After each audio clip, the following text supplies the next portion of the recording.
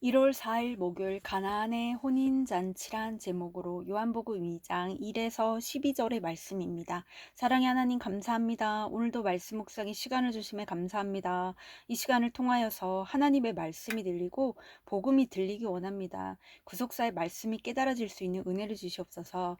오늘 주시는 이 말씀이 제게 주시는 하나님의 음성으로 들을 수 있도록 성령님 도와주시옵소서. 말씀대로 믿고 살고 누리는 인생이 되게 하시고 이 시간도 우리와 함께하여 주시옵소서. 감사드리옵고 예수님의 거룩하신 이름으로 기도드립니다. 아멘.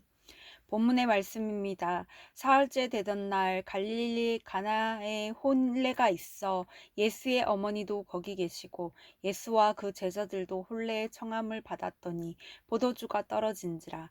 예수의 어머니가 예수에게 이르되 저들에게 포도주가 없다 하니 예수께서 이르시되 여자여 나와 무슨 상관이 있나이까 내 때가 아직 이르지 아니하였나이다.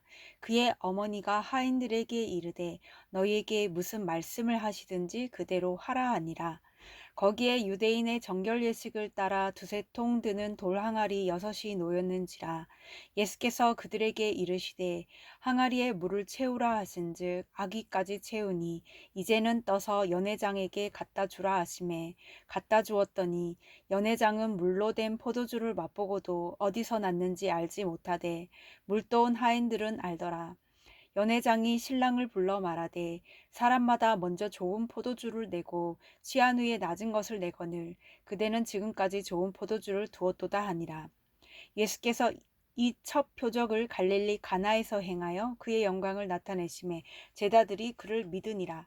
그 후에 예수께서 그 어머니와 형제들과 제자들과 함께 가버나움으로 내려가셨으나 거기에 여러 날 계시지는 아니하시니라. 아멘. 도움말입니다. 가나는 갈릴리 호수 근처의 고지 마을로 나사렛 북동쪽 10km 지점에 있었습니다. 예수님의 제자 중 나다나엘의 고향입니다. 4절의 여자여는 친애하는 여인이여라는 뜻입니다. 6절의 정결 예식은 모세의 율법에는 부정한 것을 정결하게 하는 예식이 몇 가지 나오는데 부정을 깨끗하게 하려면 암송아지를 불사른 재와 물이 필요했습니다.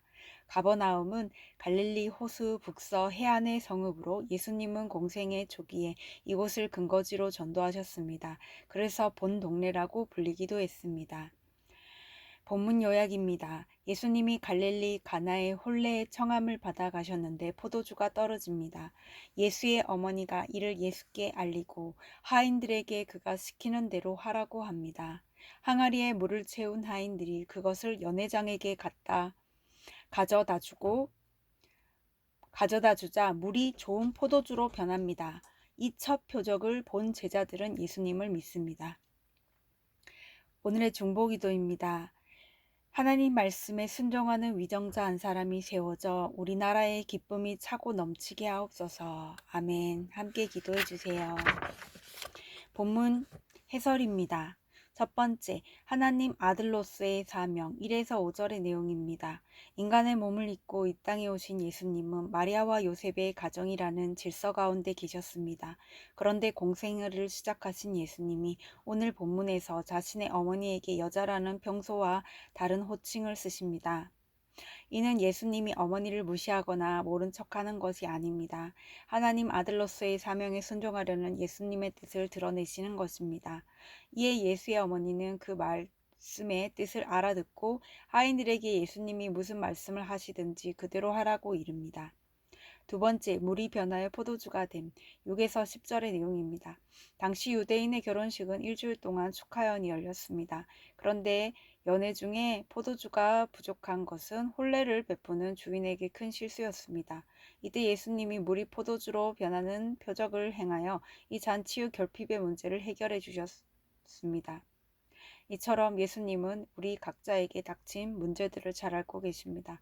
그리고 그 결핍으로 허드렛 물 같은 나의 삶을 다른 영혼들을 기쁘게 하고 풍성히 하는 포도주와 같은 삶으로 변화시킵니다. 적용 질문입니다. 요즘 나는 어떤 결핍의 문제로 힘들어합니까? 어떤 힘들고 절박한 상황도 주님이 가장 좋은 것으로 바꿔주실 줄 믿고 하인들처럼 순종합니까?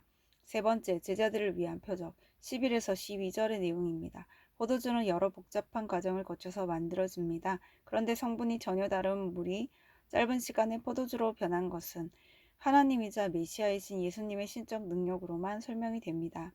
세례 요한에 의해 소개된 예수님이 이제는 자신이 메시아임을 직접 보여주고 계십니다.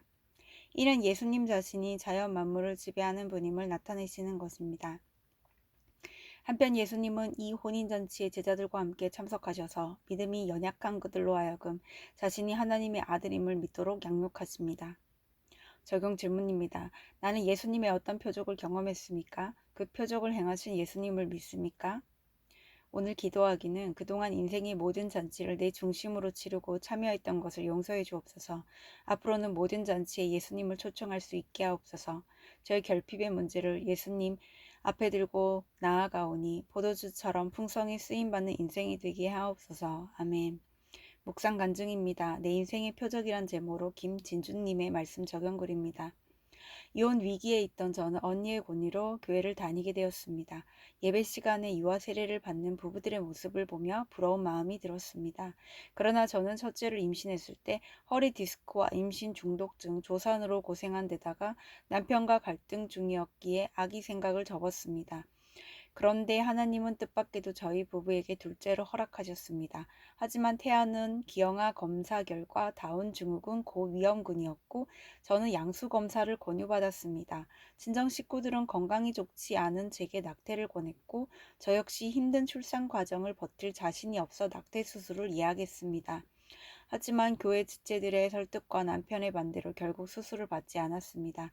그런데 임신 7개월 무렵에 남편은 교회 소그룹 모임에서 중독을 끊고자 성매매 업소에 출입한 사실을 고백했습니다. 큰 충격을 받은 저는 베넷 저고리도 준비하지 못한 채 둘째를 출산하며 힘든 시간을 보냈습니다.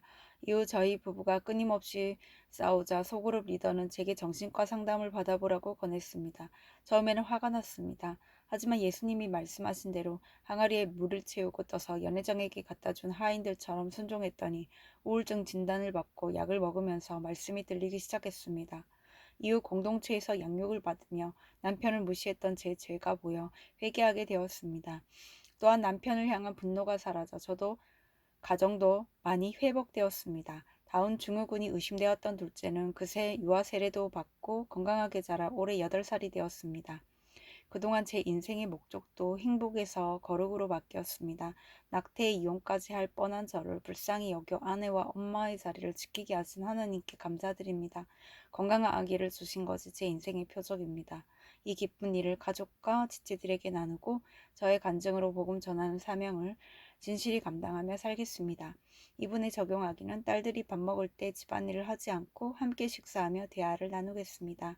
저와 비슷한 고난으로 힘들어하는 지체들에게 제 간증을 전하며 위로하겠습니다. 입니다.